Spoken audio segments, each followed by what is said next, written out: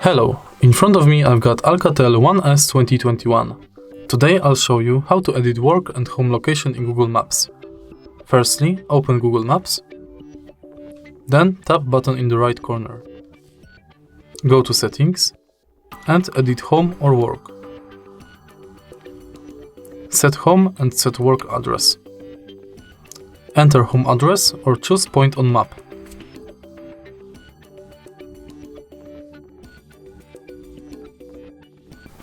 Same thing with work. Enter work address or choose point on map.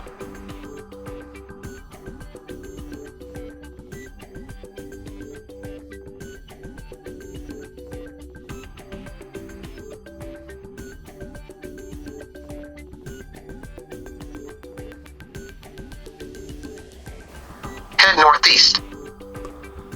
If you find this video helpful, please leave like, comment and subscribe.